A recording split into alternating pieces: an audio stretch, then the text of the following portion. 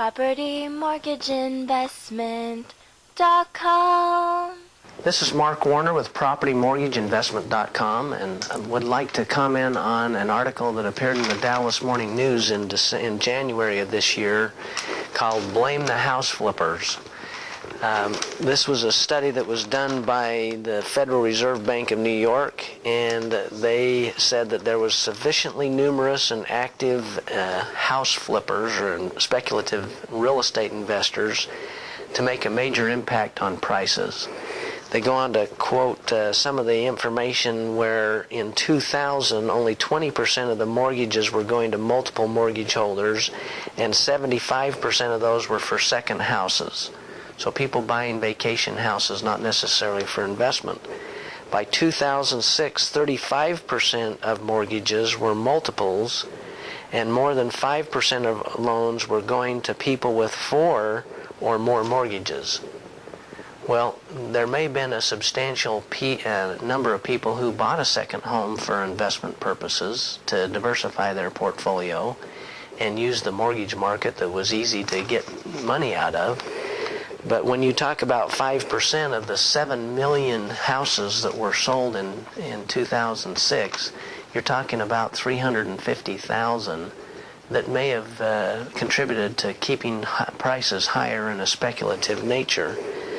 Well, it talked about the mortgage system and the highly leveraged bets that people were able to make. And then Mr. Matthew Yagieles, if that's how you pronounce it, a business and economics correspondent for Slate, says that the government should regulate leverage more strictly. Well, we don't need more government regulation. More government regulation means higher cost. And one of the things that's happened is the mortgage industry itself has come back, and it's rare that you can find an investment mortgage where you can get more than 80% loan to value. And the appraisals that the mortgage companies are doing are saying that here are the values of the real estate today. So you have to put 20% of that amount of money or that amount of value down before you can get an 80% mortgage. And most of them are 25% down. So we don't need more government regulation. What we need is the mortgage companies, back when money was so cheap and so easy, to have regulated themselves, to recognize the risk and reduce that risk by requiring more down rather than less. And now they're paying the price. And the people who invested in those mortgage companies have paid the price.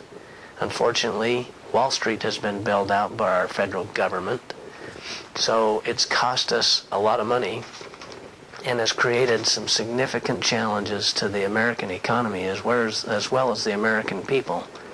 But it brings me back to the point that I've said over and over again. With that bubble having burst, real estate values it's a great opportunity to participate in the real estate values as they sit today, and there are numerous people who can't get a mortgage, and therefore it's a great opportunity to have those properties occupied with renters to produce income and to diversify your risk that we experienced in the stock market at the same time.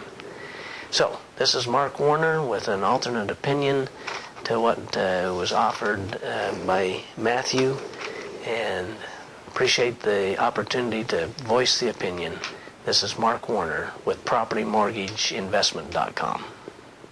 PropertyMortgageInvestment.com.